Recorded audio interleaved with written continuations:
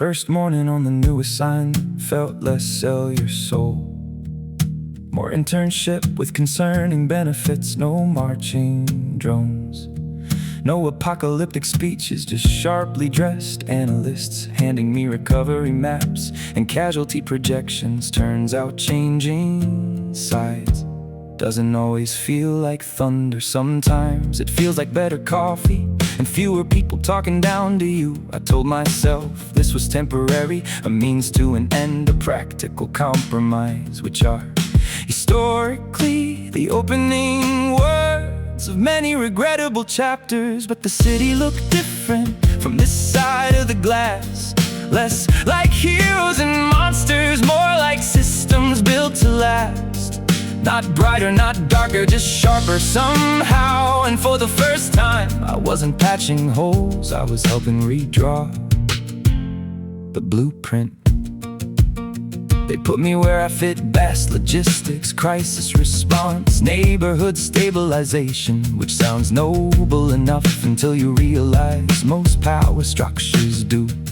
I coordinated supply routes, rerouted medicine, kept shelters functioning, and quietly discovered how much easier it is to help people when no one insists on waiting for permission. Sure, methods were flexible, but families got fed, hospitals got power, schools reopened, and after years of carrying sandbags while someone else posed for cameras, being useful at scale was intoxicating. The city looked wounded but less abandoned. The work felt wrong only if I stared too long, because every choice came wrapped in consequence, but also results. And when you spent your life being underestimated, results can sound a lot like righteousness.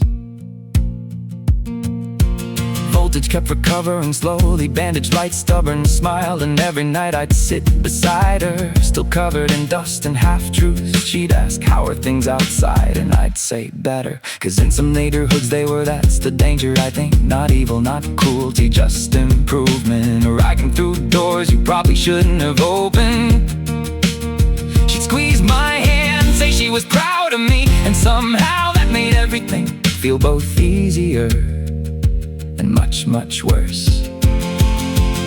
She still saw the awkward kid with practical shoes and a good heart, not the version learning that morality can erode quietly without ever feeling like collapse.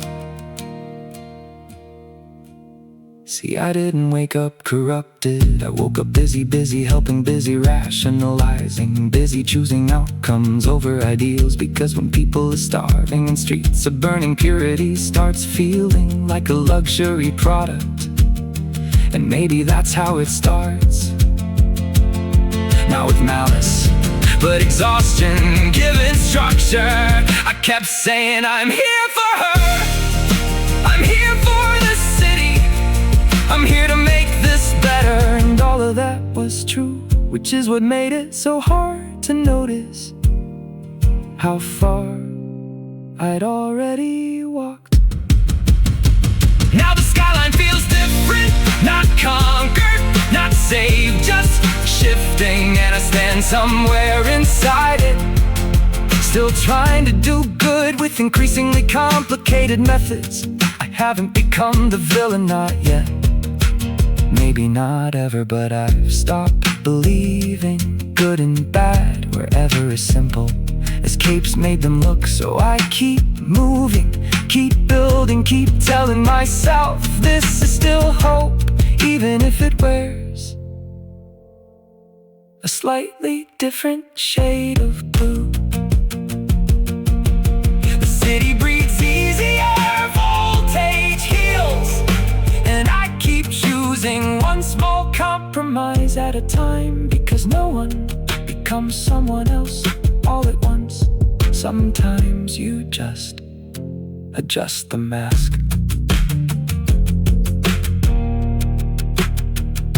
Adjust the mask.